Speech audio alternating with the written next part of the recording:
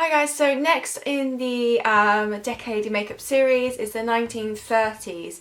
So it's not too far off the 1920s, but things aren't quite as, I feel they aren't quite as dramatic as the 1920s. Like the lips are softer, the eyes aren't quite as intense as well, and the hair is slightly softer as well. So if you're interested, then please keep on watching. So I'm going to kick off with the hair portion first. I'm going to do the exact same thing I did in the 1920s with the exception of the finger wave that I did last time. So I'm going to curl, I'm going to give myself a really deep parting, and I'm going to curl all my hair horizontally underneath. So my whole head is going to be like that and sit like that whilst I do makeup, and I will show you as I go along as well. So I'm going to do the same side parting. I tend to, if I do side parting naturally, I tend to do it on this side anyway. So I'm going to bring it relatively far across, maybe bring a little bit back over.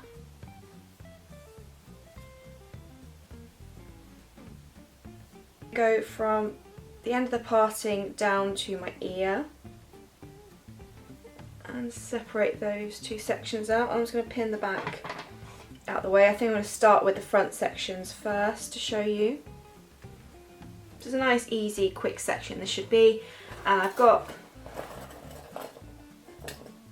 these clips again to pin everything in place.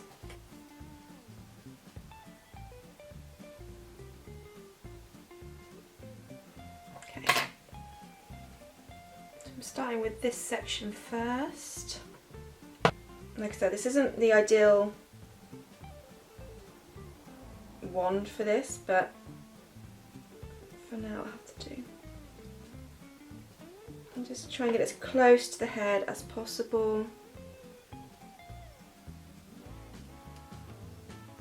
And try not to burn yourself. I just like to gently touch just to see when the heat's starting to come through. Because obviously it being in hold while it's still warm as well will help with the curl, so it doesn't need to be super on the barrel for too long. And sometimes if you're quick enough you can actually grab the ringlet so it goes into the one shape really quickly. If not, I will show you the next one. You can twirl it around your fingers, which actually I might have to do with this one because I've...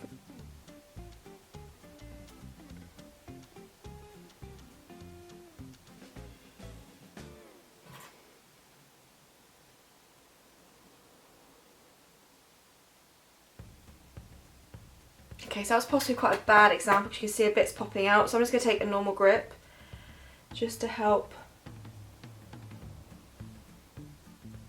make sure it sticks with that barrel roll.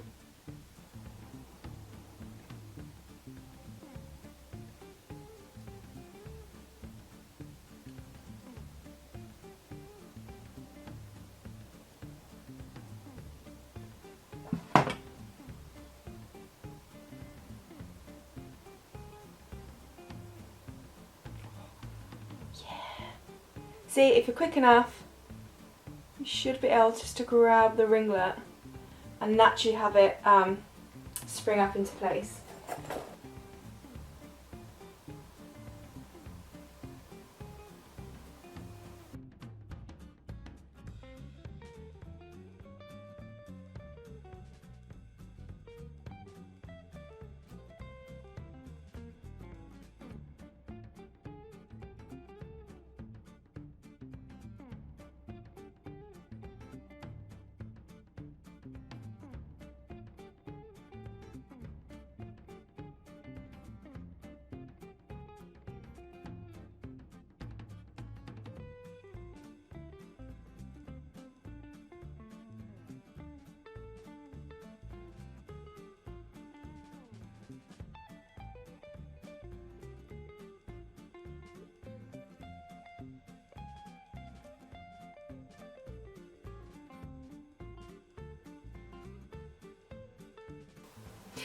Okay, so as you can see I've done the curling of the hair. I look a little bit ridiculous right now, but I'm just going to spray it in place.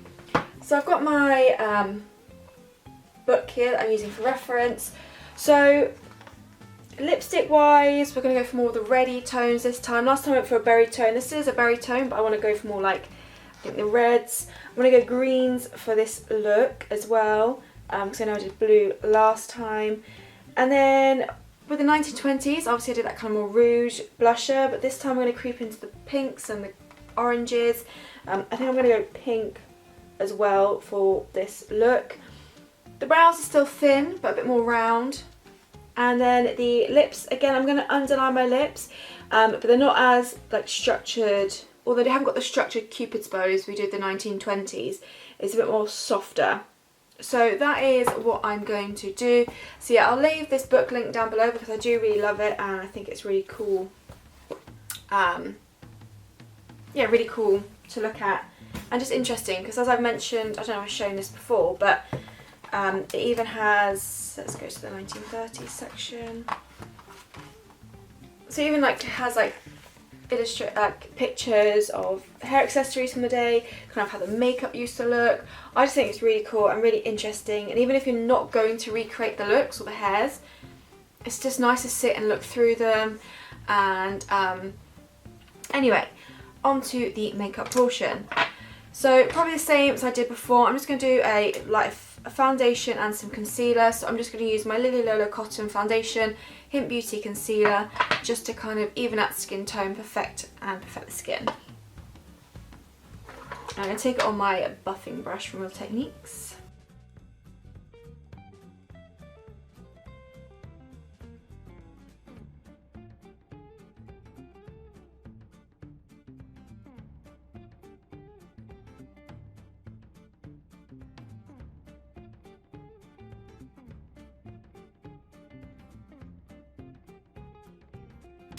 I'm going to go ahead and do some setting overall with the 100% Pure Bamboo Powder. I'm going to start off with like the under the eyes portion and then do a little bit of setting with the whole face as well.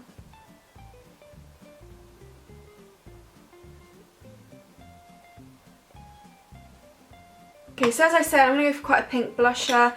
I'm going to take the 100% Pure Healthy Blusher for this. I'm going to do it in the same position as the 1920s, so onto the cheeks and blend out.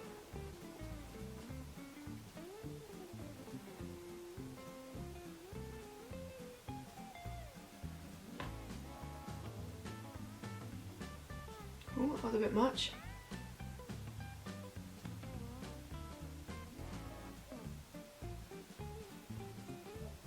I'm going to just go over my brows a little bit of foundation. I'm not going to try and block them out like I did before. I don't think it made too much of a difference. So dipping into my ABH palette as always, I'm just going to create a nice thin, rounded, arched brow.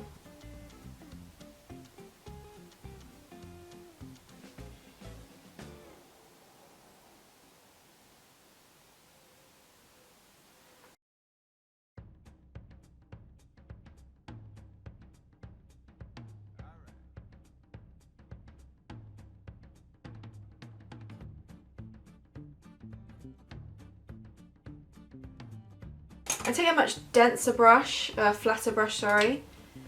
I'm just going to scrape a lot of foundation and just really pile it on in the areas where I want to kind of hide my natural brow a bit more.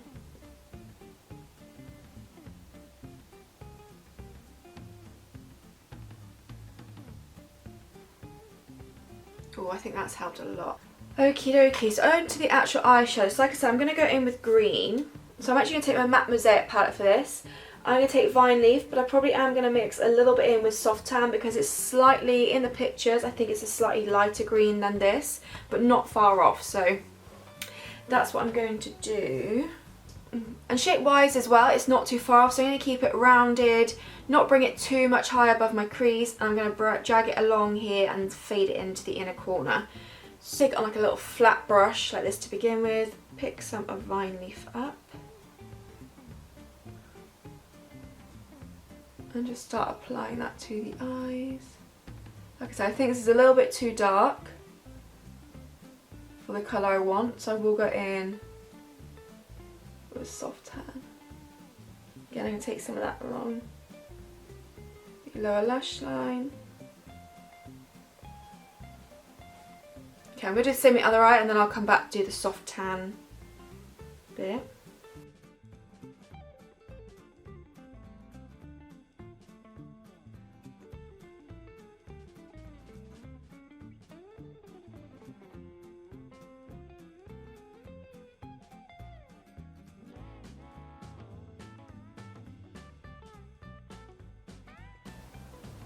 So this is the Sigma E45. I'm now going to pick up Soft Tan and go over the edges just to really soften those, but also take it onto the lid just to lighten it slightly. I don't want it to be quite as dark as how the 1920s was. Mascara time. I'm going to just do some to the upper and lower lashes, but I'm not going to go super heavy again. I am just going to use the Lily Lolo Big Lash for this.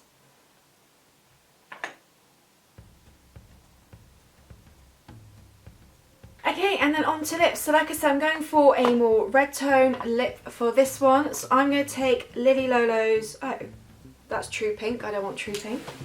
So Lily Lolo's Ruby Red lip line, and I'm going to underline my lips and soften the Cupid's bow. It's not, I don't want it to be as harsh as the 1920s. And then for lipstick, I've got the Antipods West Coast Sunset lipstick that I'm going to use. Now that might be a bit bright, but because this red line is quite not as bright, I'm hoping it should work. Actually, I'm going to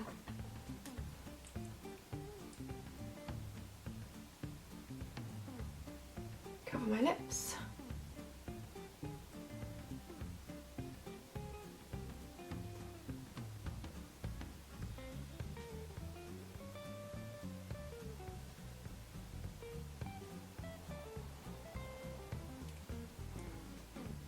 And then I'm going to go with this. So I'm going to dab this on, I think, just so it's not too intense. Might take that same brush I used when I was doing the brows with the foundation and just go over and really emphasise the under or kind of thinner lips.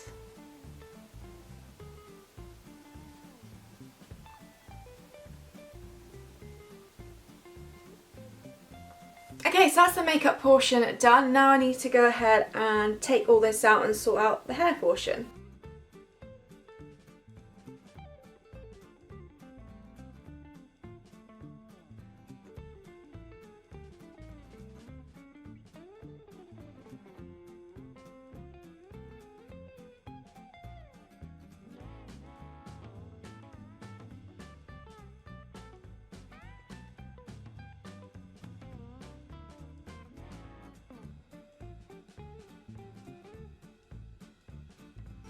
Brushed it out a bit. What I want to do is make the top bit flatter and have it kind of more focused at the bottom. So what I'm going to do is I'm going to get my comb and kind of flatten it up until the point where I want it to then bounce. And I'm going to pop these in its place and I'm going to let it sit there for a bit, heavily hairspray it to hopefully get the effect I want, because it's a bit too springy at the moment.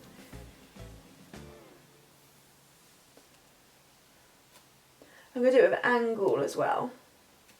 So it's lower at the front than it is at the back.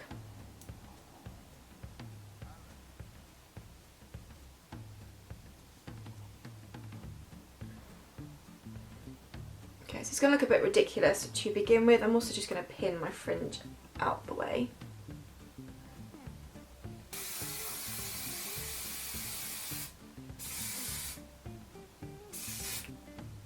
Okay, so the hair hasn't gone quite as well as the 1920s. It I've got the effect I was after, so it's slightly flatter and then it kind of bounces right at the end. So yeah, this isn't the best work that I've done with hair. I'm not very good hair anyway, but yeah, I think 1920s hair went much better than this time around. So, but that's kind of given the overall effect I was going for. I'm excited to do 1940s next. Okay, so I just had a plan. I'm going to take a whole bunch of hair grips and actually flatten it to my head. I think that works much better. As you can see, there is a yellow toned one in here, which I will take out already and swap it. But that already looks much better. I think maybe I was trying to go too puffy, whereas actually it needs to be kind of a bit more secure to the head, I think, actually. Okay, I'm going to stop playing around with it. This is now the completed hair and makeup for 1930s, and I'm now much more happier with the hair. So thank you for watching. Leave a request for future videos down below, and I'll see you